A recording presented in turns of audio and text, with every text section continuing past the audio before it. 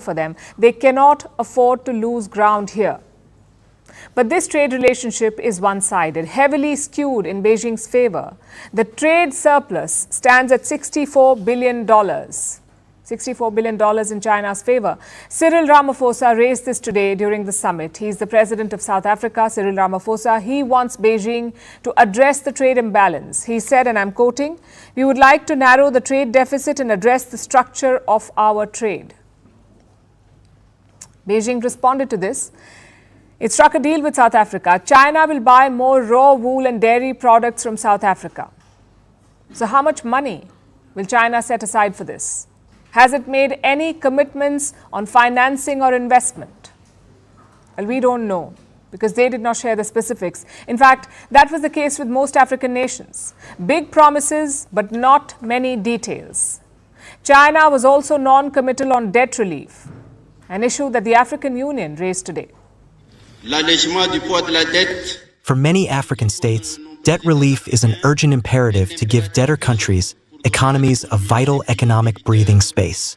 It is also desirable that, in the context of our industrialization effort, the portfolio of private investments in Africa should be sufficiently diversified to extend beyond the traditional field of mining and energy resources.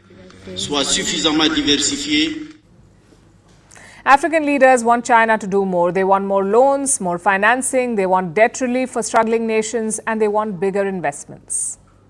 And on all these fronts, Beijing has disappointed them. Xi Jinping's $51 billion pledge makes for a great headline, but it is far less than what China has committed in the past. In fact, over the years, Beijing has gradually reduced its financial commitments to Africa. Between 2000 and 2020, Chinese lending to Africa increased five-fold over 20 years. It touched a whopping $696 billion. Chinese lending to Africa, $696 billion. Today, Beijing has committed just $51 billion, and that too over a period of 3 years. So why the fall in lending? Well, one reason is the state of the Chinese economy. It is weak. It can no longer support massive projects. Even Xi Jinping realizes this. So now he's talking about what he calls small and beautiful schemes. That's how he put it, small and beautiful schemes. Clearly, China's checkbooks also run out at some point. So they're changing tack and scaling back. Instead of big-ticket projects, Xi Jinping is focusing on smaller initiatives. Another factor is the rising debt levels in African nations. They're buried under debt. In 2020, Zambia defaulted on its debt. China was Zambia's biggest creditor. It owes around $6 billion to Chinese lenders. Ghana and Angola have also faced financial distress due to Chinese loans. And this has raised global concerns. The United Nations Secretary General was at the summit today in China. He raised the rising debt levels in Africa. He said, and I'm quoting, "The situation is unsustainable." So far, Beijing has mostly restructured loans. They've refused the demand for large-scale waivers. This summit was a great opportunity to change course, but that was not to be. China wants to do business with Africa, but strictly on its own terms and for its own gains.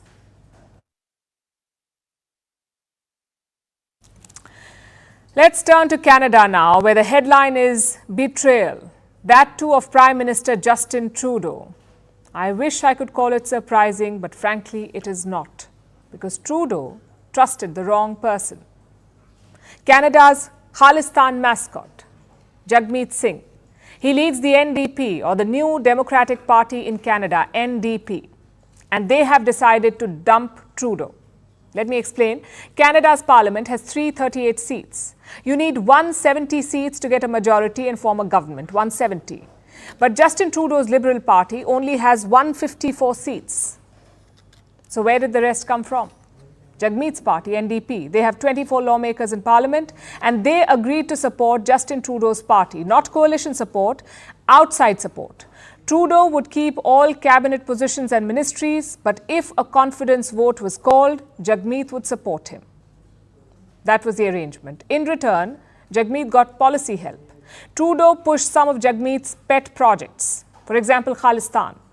Just think of everything that Justin Trudeau did. He cozied up to designated terrorists, publicly accused India of murder, defended separatism as free speech, and gave a safe haven to Khalistanis on the run. Well, congratulations, Prime Minister. It was all for nothing because Jagmeet Singh dumped you anyway. And his excuse? Apparently, Trudeau wasn't brave enough. Justin Trudeau has proven again and again he will always cave to corporate greed. The Liberals have let people down. They don't deserve another chance. The fact is, the Liberals are too weak, too selfish, and too beholden to corporate interests to fight for people. Well, here in India, we've seen a lot of coalition politics. We've seen alliances being built. We've also seen alliances collapsing. So we know a made-up excuse when we hear it. And what you just heard was a classic example. The truth is, Jagmeet Singh is abandoning a sinking ship. He has revealed himself to be an opportunist. He's leaving Trudeau because the Prime Minister is losing. Look at the opinion polls. The opposition Conservatives lead Trudeau's party, and that too by almost 18 points. So chances are Trudeau is on his way out and Jagmeet Singh is jumping overboard while he still can. The question is, what happens to Trudeau's government? Will he be ousted? Well, not automatically. You need a confidence vote to topple the government. Any lawmaker can propose such a vote. All budget bills are also considered as confidence votes. If Justin Trudeau loses any of them, he will be out and elections will have to be held. On paper, polls are slated for October 2025, October next year, but Trudeau may not make it till then. He could be ousted this month or next month or maybe next year. It depends on whether he can get new allies. But Trudeau is downplaying all the coalition concerns. He says he will let others focus on the politics. Look forward to conversations with Mr. Singh about how we're going to continue to demonstrate that confident countries invest in their citizens, invest in their future, because that's what we're doing. I am not focused on politics. I'll let other parties focus on politics. I'm focused on actually delivering the things that Canadians told me this summer they need. Now, here's the obvious question. Canada's parliament will convene this month. Why doesn't the opposition just table a no-confidence motion? Well, chances are they will, but it's not guaranteed to succeed. You see, Jagmeet Singh may have scrapped his deal with Justin Trudeau, but he can still prop up the government. And why would he do that? A, because he's not ready for elections. Reports say his party hasn't raised enough funds. And B, to build distance. Jagmeet will want to distance himself from Trudeau's policies, but for that he needs some time. He needs to let the divorce sink in. And the opposition realizes this. Conservative leader Pierre Poilievre is calling it a stunt. And now sellout Singh has pulled a stunt. The sellout Singh stunt today, where he came out and claimed that he was wrong, that the coalition was a bad, costly idea, but he refuses to commit to voting for a carbon tax election. So things are precarious right now. Trudeau could reach out to other political parties, other opposition parties, like the Bloc Québécois, who have 32 seats.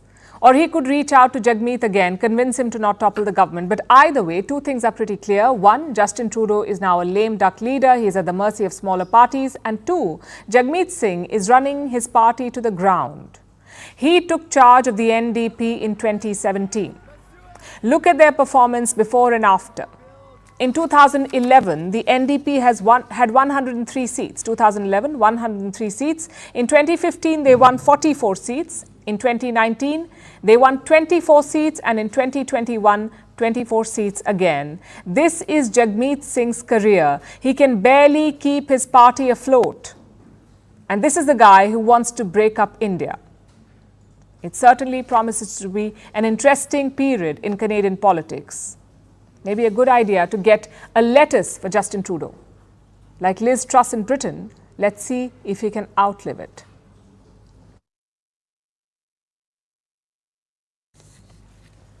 Now let's turn south to the US, to the state of Georgia. A tragedy has taken place there, one that is all too common in America. There was a mass shooting at a school. 4 people were killed, 2 children, 2 adults, 2 students and 2 teachers. They were gunned down by a boy who went to the school. The local police responded to calls for help, but 4 people had already been killed by the time they arrived. and the shooter surrendered when he encountered them. As the sheriff mentioned earlier this morning, the shooter is in custody. His name is Colt, that's C-O-L-T, Gray. He is a 14-year-old student here at the high school. Again, he has been taken into custody. He will be charged with murder, and he will be tried as an adult and handled as an adult. The shooter was 14 years old. He managed to get his hands on an AR platform-style weapon, a semi-automatic rifle. This despite being on the police's watch list. Reports say that the suspect was on the FBI's radar last year, America's much-wanted Federal Bureau of Investigation, FBI. The suspect had made some threatening posts on an online gaming site. He'd warned of a school shooting at an unidentified location and time. He'd even posted pictures of some guns. So the feds had tipped off local law enforcement, and a nearby sheriff's office interviewed the suspect. All of this happened last year, when he was still 13 years old. At the time, the boy denied making those threats. His father owned some guns, but insisted that the boy did not have unsupervised access to those guns. So the police could not detain him. The authorities reportedly issued a warning to the schools in the area. The suspect was supposed to be monitored. But clearly, this did not work. He ended up killing 4 people, then surrendered to the police. He will be tried as an adult, but that won't bring the victims back. It won't change the fact that this was a massive security failure, and it won't change the situation in America. Guns are the leading cause of deaths for American children and teens. Every year, thousands of children are killed by firearms. The trend has only been rising. In 2021, more than 2,500 children died in firearm-related incidents. More than 2,500 children. School shootings are a part of this. Dozens of children have been killed at school over the last few years. At school, it's supposed to be the safest place for children outside their homes. But in the US, they are the sites of massacres. After a certain point, you have to start wondering, does the US even care about its children? It's supposed to be a superpower, the leader of the free world. So how is it that children are not safe in American schools? There will always be a bunch of excuses and the endless politics. But this is just a senseless tragedy on top of so many senseless tragedies. And it's just outrageous that every day in our country, in the United States of America, that parents have to send their children to school worried about whether or not their child will come home alive. It's senseless. It is. We've got to stop it. And we have to end this epidemic of gun violence in our country once and for all. Have to end it, she says. Okay, so do it. She's been serving as the vice president for almost 4 years now. How much time does it take to stop school shootings? The Democrats complain that their hands are tied, that the Republicans won't let them fix the problem. The Republicans are gun buffs. Perhaps this kind of collateral damage is fine for them. Either way, the US has no solutions. It cannot stop gun violence. It cannot stop school shootings. It cannot get its act together. By now, this has become common knowledge. Yet the Americans seem to be blind to this reality as they poke their nose into everyone else's business. Washington will declare other countries dangerous for their citizens and issue travel advisories. Their ambassadors will keep dishing out sermons and policy prescriptions about public safety and human rights. All this without so much as batting an eyelid, as if completely oblivious to what goes on at home. The truth is, it's the US that's an unsafe country now, the most dangerous developed nation in the world. It needs to set its house in order before preaching to the rest. Singapore now. It was a busy day for Indian Prime Minister Narendra Modi there. He met his Singaporean counterpart, he held meetings, toured a semiconductor factory, interacted with business leaders, and even addressed a round table. This was Prime Minister Modi's first visit to Singapore since 2018, and all in all, it was quite a successful trip. India and Singapore have upgraded their bilateral ties. It is now a comprehensive strategic partnership. The two nations also signed 4 MOUs, Memorandums of Understanding, with the main focus being on semiconductor manufacturing. Singapore is already India's largest trade partner in ASEAN. Our next report tells you how it could be a crucial partner in helping India realize its chip-making dreams. On Wednesday, PM Modi landed in Singapore. He got a warm welcome. He was received by the diaspora amid dance and music.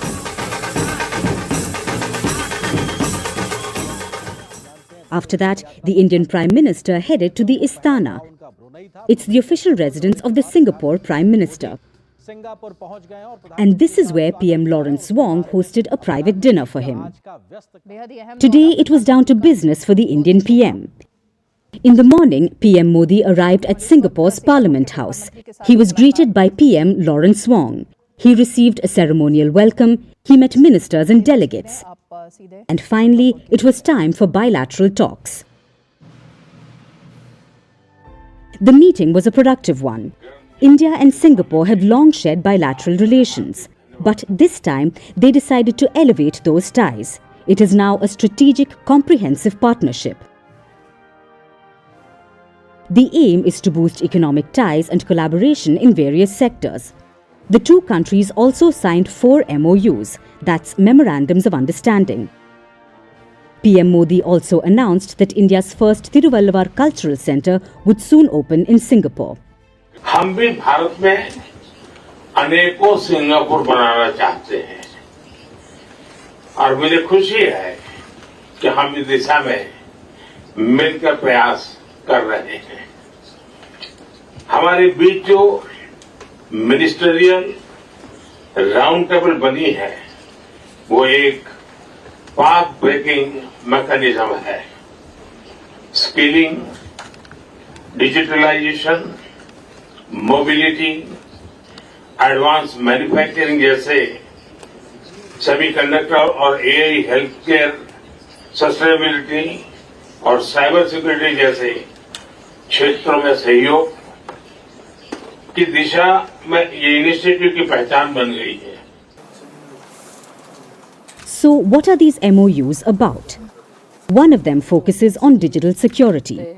It aims to enhance cooperation in cybersecurity and new age technologies like artificial intelligence. It also aims to facilitate upskilling of workers. 2 others focus on health and skilling. But the most important one focuses on semiconductors, also known as chips. India and Singapore will create a semiconductor ecosystem. They will collaborate on development, they will nurture talent in designing and manufacturing, and Singaporean companies will invest in India. This is crucial because Singapore is a semiconductor hub. It makes 10% of the world's chips and 20% of the semiconductor making equipment. 9 of the top 15 global semiconductor firms have a presence in Singapore. This includes Qualcomm, AMD, Applied Materials, and Micron. India wants to become a key player in the global chip supply chain, which makes this partnership very crucial. And it didn't just stop with an MOU. PM Modi visited AEM Holdings, a leading chip manufacturing unit in Singapore. Modi also met top business leaders. This included the CEOs of Blackstone Singapore, Temasek Holdings, Semcorp Industries Limited, Capital Land Investment, and Singapore Airways, among others. These business leaders have pledged to invest in India. So the visit focused on 3 aspects: upgrading ties, boosting investments, and focusing on semiconductor production. Shows you how important Singapore is for India and how it acts as a critical partner in PM Modi's Look East policy.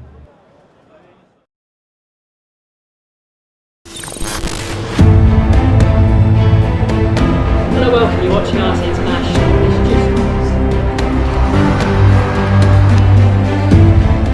As alleged in our court filings, President Vladimir Putin's inner circle, including Sergei, directed Russian public relations companies to influence the 2024 U.S. presidential election. Трудно сказать.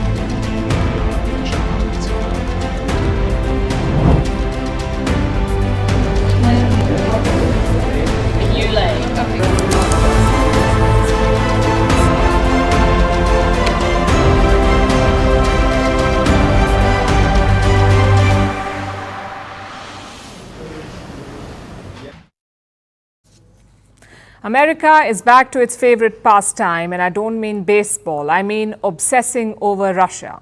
Their latest target is RT, Russia Today. a Kremlin-funded Russian broadcaster.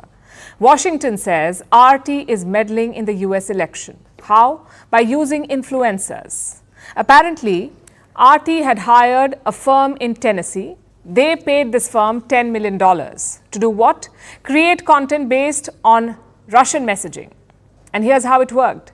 The Tennessee firm contracted a number of right-wing influencers. They were paid to make content on certain topics like migrant gangs or transgender issues or online censorship.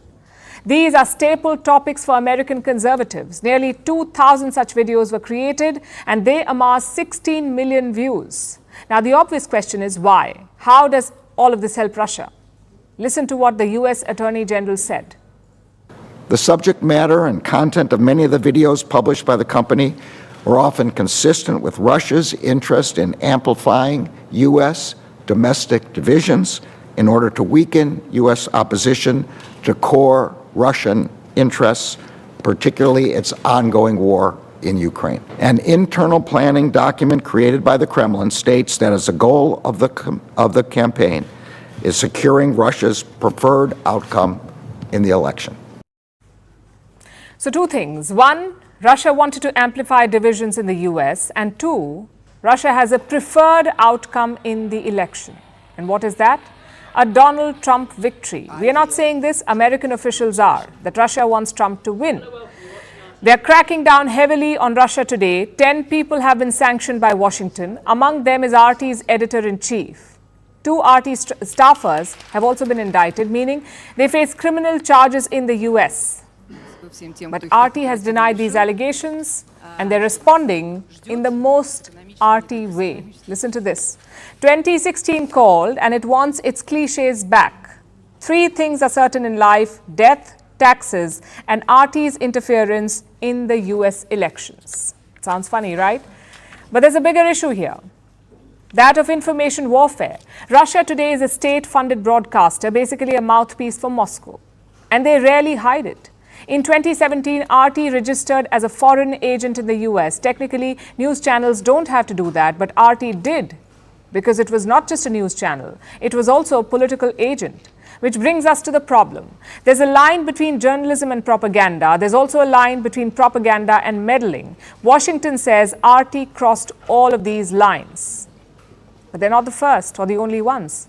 Governments have always used media to push their narrative. Consider the United States and the Iraq War.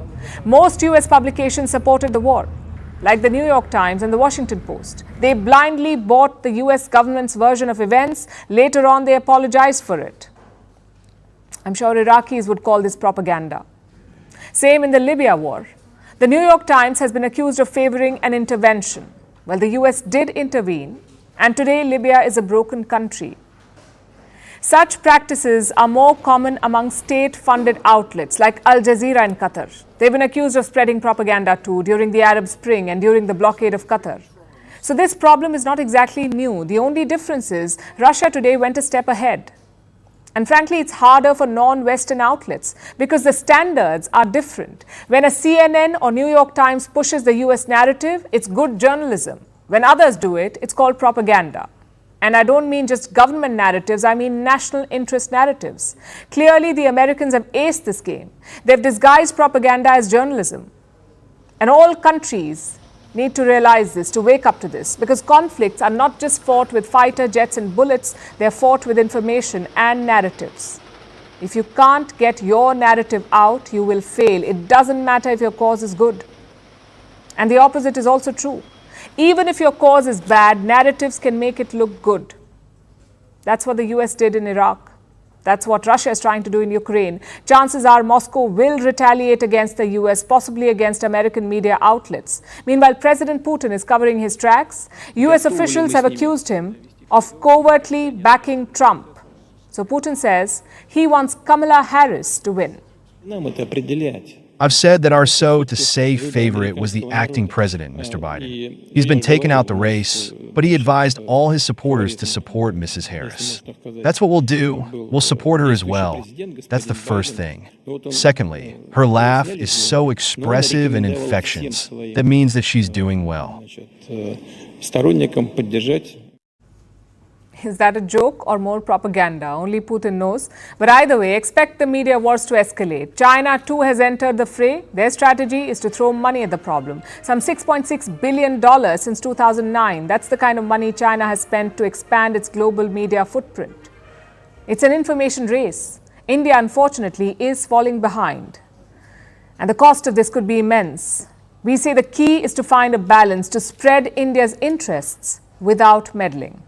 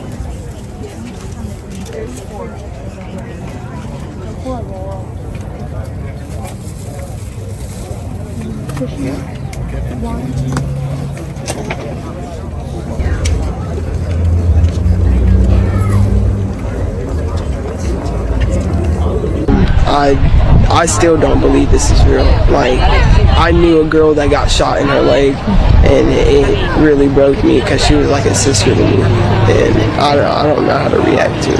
I need you to set aside all those things you're feeling that have got you tied up like that. I was walking back to class, and I heard gunshots and banging on the locker in the hallway, and I was banging on my classroom door, and luckily my teacher was right there about to turn off the light and let me in, and I ran in and I slid with the other students, and it was just very scary. I didn't really think it was happening. I thought it was just like a procedure. To allow God to call us towards unity. We take this opportunity to allow God to call us towards love. There's going to be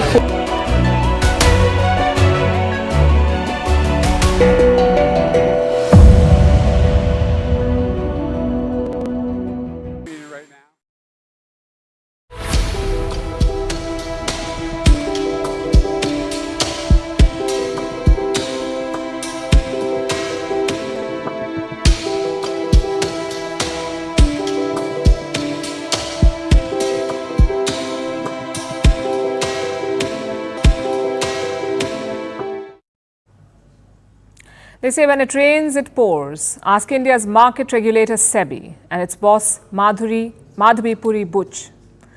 They've been at the receiving end. SEBI is the Securities and Exchange Board of India, headquartered in Mumbai. The pictures you just saw are from their Mumbai office. SEBI employees held a protest today against their chairperson. They want her to step down. She's been caught in controversies for weeks now. A few days back, a new report was out. It made serious allegations against Butch. It said SEBI employees are unhappy with her leadership and that under her, the work culture has become toxic. Employees say shouting and screaming is now common and public humiliation is the norm during meetings. Last month, they lodged a formal complaint. SEBI employees wrote to the Finance Ministry. Now, SEBI is an autonomous body, but it falls under India's Finance Ministry. So, SEBI's leadership reports to the government. The SEBI chief is appointed by the Union Cabinet. They can also be removed by the Cabinet. So, what did these employees say in their complaint? SEBI's leadership uses harsh and unprofessional language. Employees have been assigned unrealistic work targets, and their movements are monitored down to the minute, and fear has become a driving force. This is what they wrote to the Finance Ministry. The SEBI leadership then responded. They issued a statement yesterday, and they said that employees, and I'm quoting, employees are being misguided by external elements. Now, this statement infuriated the employees. Hence the protest today. Around 200 employees assembled outside the SEBI building. The protest lasted for 2 hours. After that, they went back to work. But the situation is far from diffused. Let me show you some messages that are being circulated and shared. Listen to this, and I'm quoting. The protest is for the purpose of showing dissent and unity against the arm-twisting exercise done by the top management in the garb of a press release. The immediate demand is withdrawal of press release and resigning of SEBI chairperson for spreading lies against SEBI employees. So there is anger, and the anger is being directed at the SEBI chief, Madhavi Puri Butch. And the timing could not have been worse for her. She's been under the lens for some time now. It all began in the month of August when an American short seller published a report. I'm talking about Hindenburg. It's an investment research firm. It is known for targeting companies. It bets on their share prices to fall and makes money off it. That's what a short seller is. Now, Hindenburg did this with the Adani Group in India. It triggered quite a storm. Then India's market regulator SEBI started an investigation on Hindenburg. Last month, Hindenburg came out with a new report. It said SEBI chief Butch has a conflict of interest over Adani. It said Butch and her husband had stakes in offshore entities linked to Adani. Both Butch and Adani have denied these claims. Then a few days ago, fresh allegations emerged. They were levelled by India's main opposition party, the Congress Party. And they centre around Butch's tenure at the ICICI Bank. She was a banker before joining SEBI. Payments from ICICI Bank while also serving at SEBI. Again, both Butch and SEBI have denied this. But these stories have taken a life of their own. And questions surrounding Madhavi Puri Butch refuse to go away. Conflict of interest is a serious charge for the chief of India's market regulator. Plus, there's politics at play. The last thing she needed was this row. The story is only developing. We'll be tracking it for you.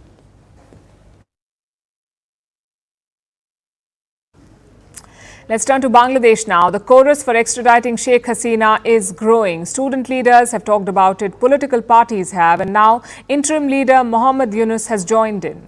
He too wants Sheikh Hasina to return to face justice in Bangladesh. She has to be brought back, or the people of Bangladesh won't be at peace. The kind of atrocities she has committed must be addressed through a trial here.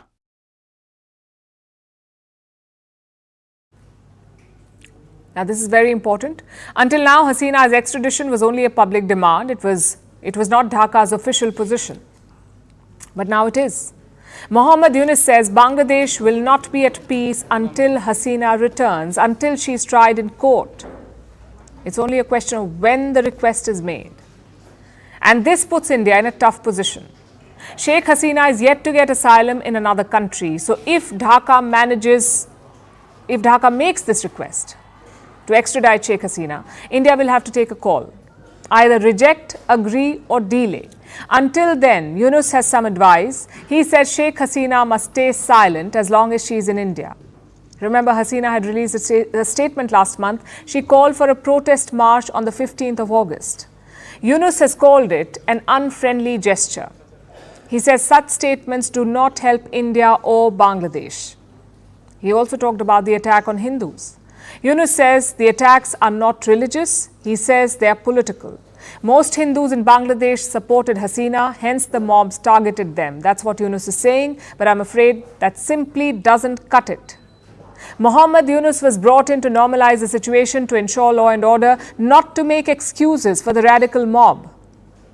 Apparently, he gave the same assessment to Prime Minister Modi, that the violence was political, not religious. That's what he said.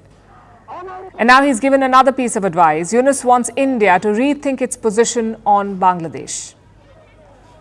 The narrative is that everybody is Islamist, the Bangladesh Nationalist Party is Islamist, and everyone else is Islamist and will make this country into Afghanistan. And Bangladesh is in safe hands with Sheikh Hasina at the helm only. India is captivated by this narrative. India needs to come out of this.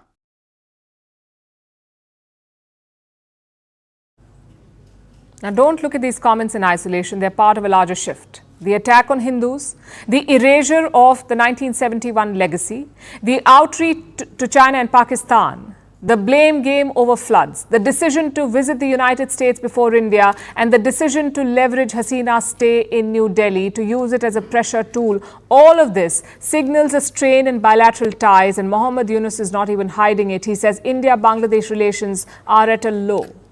It shows at the border too.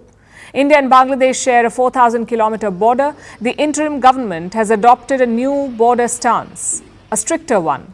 Dhaka says Sheikh Hasina mismanaged the border, that she asked the border agency to turn their backs, basically ignore whatever the Indian side was doing. The interim regime says that won't happen anymore. Consider what happened last month. Dhaka says Indian officials tried to erect a barbed wire along the border. Apparently, the Bangladeshis stopped the Indian attempt. But New Delhi is telling a very different story. Here, officials say that the barbed wire was meant for a cattle fence, not the border. Do you see the problem here? There's a clear trust deficit between the two sides, whether it's between the leadership or at the border. The only solution is dialogue. A Bangladeshi border delegation is visiting India next month. Hopefully, that will sort out the border. The rest of it needs political engagement. Both Prime Minister Modi and Mohammad Yunus are traveling to New York this month. They will be addressing the UN General Assembly. Perhaps they can meet on the sidelines. But at the end of the day, it's all about political will. India has respected the churn in Bangladesh. India has not meddled in or criticized their internal affairs. Why? Because New Delhi wants to keep this relationship intact. The question is, does Yunus want the same? His words suggest the opposite. Let's hope his actions tell a different story.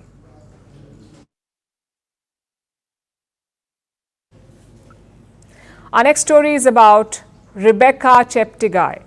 She was a Ugandan Olympian. Last month, she took part in her first Olympics, and she could have had many more accolades. But last Sunday, that dream was snuffed out. She had an argument with her boyfriend. He poured petrol on her. He set her on fire. 4 days later, Rebecca succumbed to her injuries. It's a haunting realization. No matter how fast women run, the threat of violence always catches up.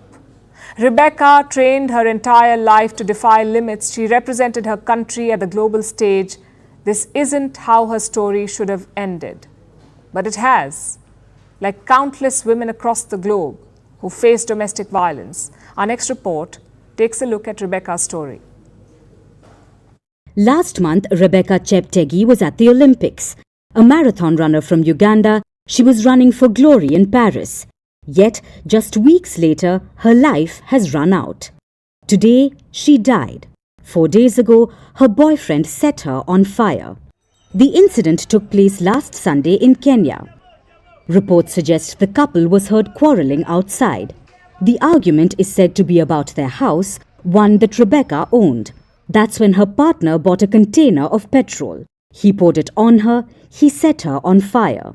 Her daughter tried to come for her rescue, but the boyfriend kicked her away. Rebecca was then taken to a hospital. Her body was 80% burnt and her organs were failing. So, after 4 days, she succumbed to her injuries. Her boyfriend was arrested after the incident and he too is in the hospital after suffering burns. Rebecca began her career in 2010. She represented Uganda in many races. The Paris Games was her first Olympic experience. She took part in the marathon and finished 44th in the race. Uganda's sports minister called her death tragic. Authorities are investigating the circumstances of Rebecca's death.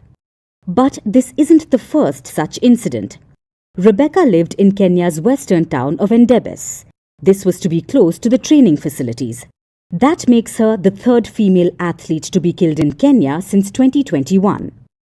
In 2021, record-breaking Kenyan runner Agnes Tirop was stabbed to death. She was just 25 years old. Her husband is on trial for the murder. Then again in 2022, Kenyan-born athlete Damaris Mutua was found dead in Iten.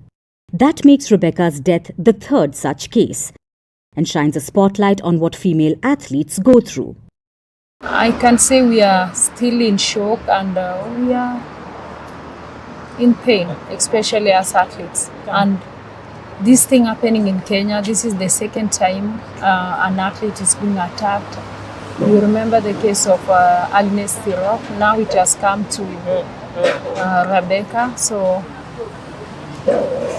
we are not happy. We need to, as much as possible, to speak about gender-based violence and coach our people, talk to them, sensitize about the gender-based violence, and out of that probably we'll get a good society going forward. These are women whose strides are larger than life. Yet they still can't outrun the shadows of violence. This isn't just about the loss of a talented athlete, it's also a chilling realization that even at the pinnacle of success, women remain vulnerable to violence. The stadiums may be full of crowds, the medals may glitter.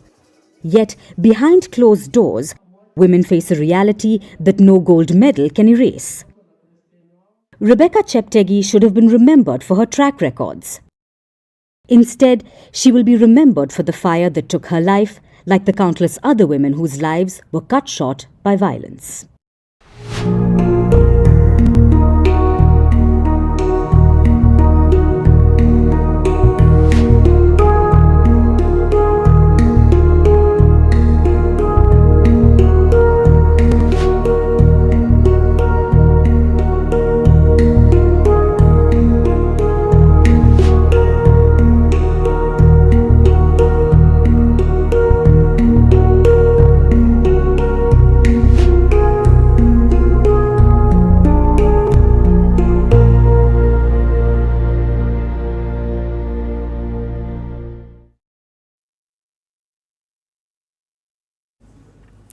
For our last story tonight, we have a question for you.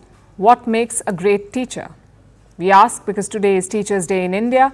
Goes without saying, our teachers shape us in innumerable ways. So today is a celebration in their honor to recognize their contribution, their warranted anger, and their infinite care. So let's go back to our question. Who is a great teacher? The answer may seem obvious to you, but researchers have struggled with it for centuries. The earliest accounts go as far back as 500 BC, when Confucius was portrayed as a model teacher. Many thinkers believe that good teaching is like magic. It is instinctive. Either you are a good teacher or you aren't. Obviously, it's not that simple. So education scientists generated a sea of data. They launched many quests to look for that one essential trait. And first, they focused on qualifications, like high scores or clearing teacher certification exams at the first shot. A teacher's quality can be defined by how well they did when they were students themselves. Many countries, in fact, still follow this thinking, including those with high-performing school systems like South Korea, where they recruit teacher trainees from the top 5%, or Finland from the top 10%. But this is not the complete picture. Recent research says qualification does not always make a good teacher.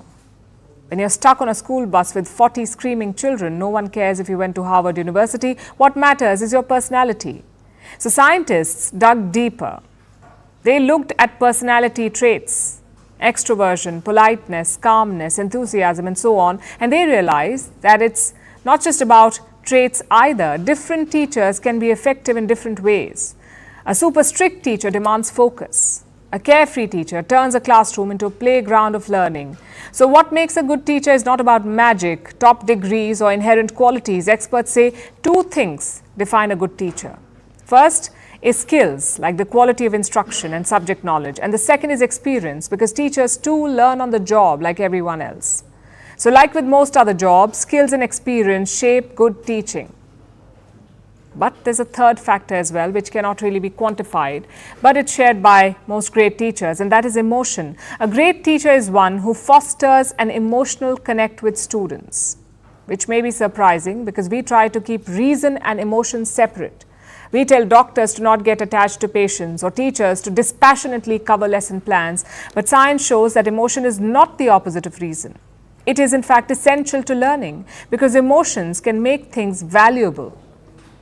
They tell you what to pay attention to, what to care about, what to remember, which is why when you love and respect your math teacher, you fall in love with math.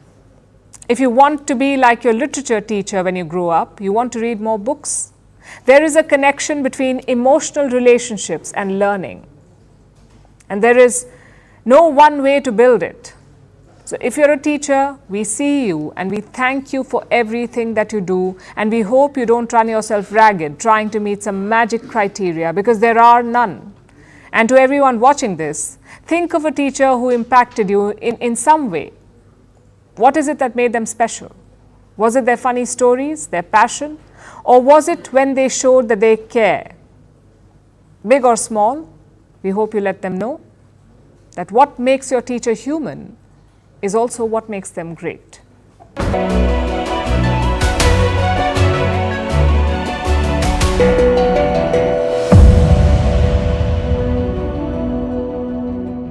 Who don't, someone's not going to be home with them tonight. So yeah. Attitudes that weren't, let us begin to change so that we can be agents of mercy. And know your strength. I'm still in contact with many of my teachers who are the most amazing people I've ever met, and I was devastated that this would be Appalachia's legacy. It's hard to comprehend. It doesn't even go through that something like so unbelievable yet plausible would happen here in our town. So I mean, and then after that just follows devastation for those who were affected. Questions that we want answered. We want to see justice done. We want to see right.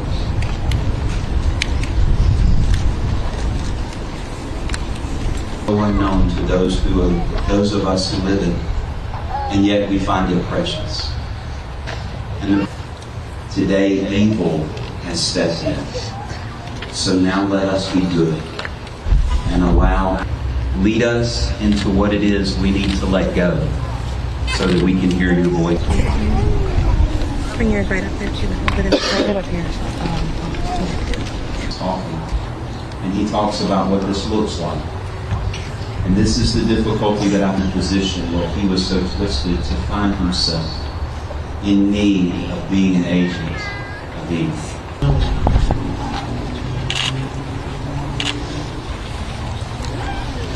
Together all we love and pray. God bless you all. In the band room, so I was like on the absolute other side of the school when it was happening, but from there I still heard 2 shots.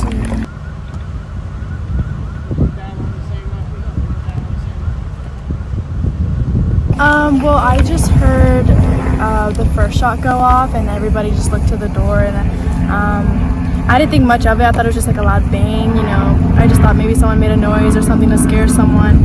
And then I think 3 other shots went off, and then that's when I looked, and then everybody started looking around, and so we went to hide, and more shots went off. I heard. When you say you went to hide, what happens then? Well, we went to hide behind, the way my class is like built, there's like a wall kind of in a corner that's like, it's like a little theater kind of, and so we just hid behind that wall, and I heard people yelling. I heard this man yelling.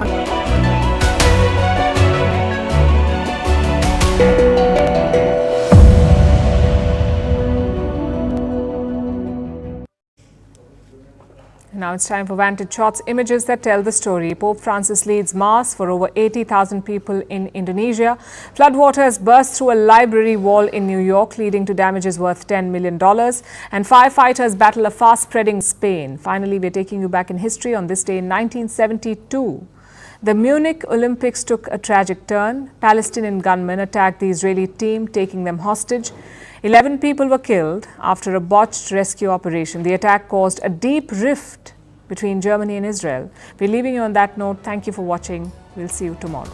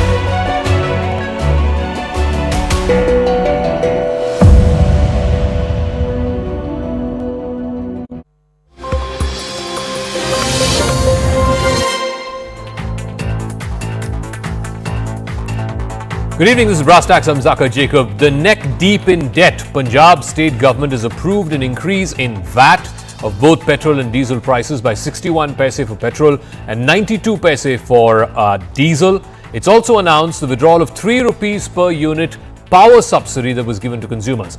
Now, for the Aam Aadmi Party, a political party that came to power first in Delhi and then in Punjab by saying that they will make your bijli bill zero, this is a big climb down. The state is unable to pay salaries to its state government employees. Punjab now becomes the second state. Remember, it was Himachal Pradesh just until last week, and now Punjab becomes the second state which is unable to pay its government employees their salaries and also the ones who've retired their pensions. And the reason for that is simple, because at the end of this financial year, Punjab's net debt will be to the tune of 3.74 lakh crores. So yesterday was Himachal, today it's Punjab, tomorrow it could be Karnataka or Telangana. I think the writing on the wall is very clear, ladies and gentlemen. Freebies are bleeding our states dry. It is time now, and this is the question we're asking tonight on the show. And by the way, this is not just a Congress or Opposition India Alliance issue. The BJP is also just as much guilty. The BJP has been issuing freebies in Maharashtra, in Madhya Pradesh, Ladli Behna, Ladki Behna, etc. All of this is bleeding those states dry. Is it time now to take a long, hard re-look at this politics of freebies or ravedees?